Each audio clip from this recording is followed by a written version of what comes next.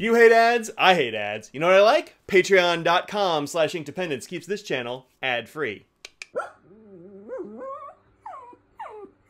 Hello folks, welcome to Inkdependence. I'm Mike, and today we have this ink. This is Diamine Cult Pens exclusive Azalea, and that comes from this set, which is an entire set of flower-themed inks that Cult Pens had made by Diamine. And I sampled these out to share at a pen show or to sell at a pen show in case people were wanting sets, and Azalea is the first one I'm actually reviewing from that set. So you can find this set at Cult Pens. You are going to have to spend a little bit to get the free shipping over to the US if you are a USian, but really interesting set of inks. These flowers here, and different from the usual Diamine Flowers set in case you're looking for something a little bit different. Here it is on my usual 80 grams per square meter Rhodia paper, where I note that it is thin but not dry. You get a very interesting swatch out of this ink, and yeah, just a really interesting color, and that's why I kind of picked it first. I have some feather, minimal bleed on the terrible 20-pound paper right there, and it looks pretty interesting from both of these nibs. As you can see here, I did have it in two different nibs, and they look fairly similar on this paper, although the medium nib definitely looks darker, just putting the same ink into a smaller area, I think. But no real bleed, just a few little dots here and there on this really bad 30% recycled copy paper, so good performance there from a broad and a medium nib. You can see here on this paper, the Rhodia, that the broad and the medium are much different. These are just very, very different inks on this paper. The medium much darker, the broad quite a lot lighter. That's why I actually put it in the medium. I think I did the medium first. I don't know. We'll see those in a minute. But I was, I wanted to see what it would do. And I think it's pretty okay. I do wish it was more saturated.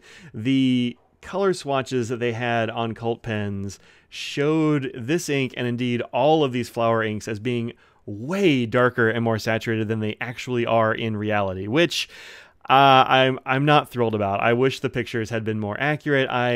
Because I bought a whole set.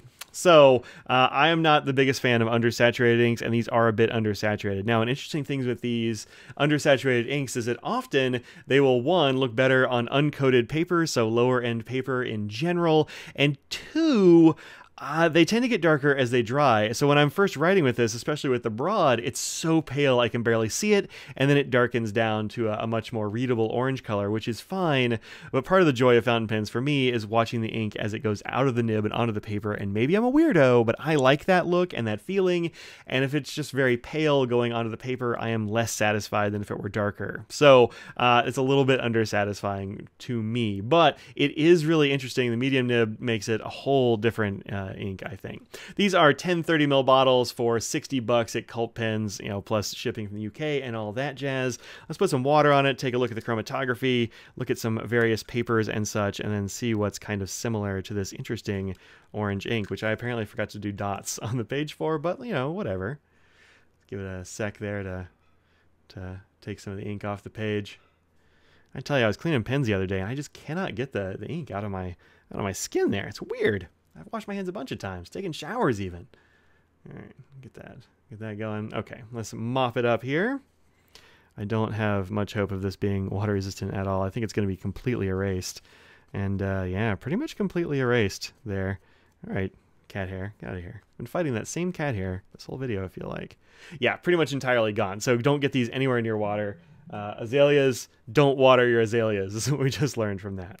Okay, so let's look at it on a chromatography right there. Yeah, nothing much in this ink. It's not the most complicated of chromatographies. You get a little bit of pink, some orange, and that is all, and there's just nothing left down here. So not a big surprise that it wasn't water resistant, and interesting that there's just not that much going on in this ink. It's orange, a little pink. Weird. Okay, so here it is on Domtar Bold 28. This is from a pad I had made by Blank Slate Paper. If you've ever wanted to, make your own, lines and hashes and whatever you want, check out Blank Slate. I've had this for a long time, and I just keep using up this paper because this is really good.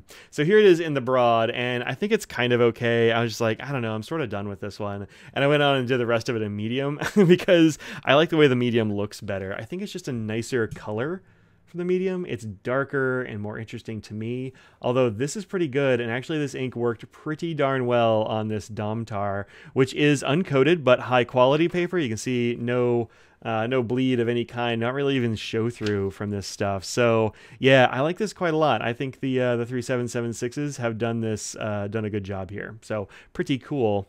Now here in my Inky Fingers currently inked, this is wheat straw paper. You can see here is the medium right there.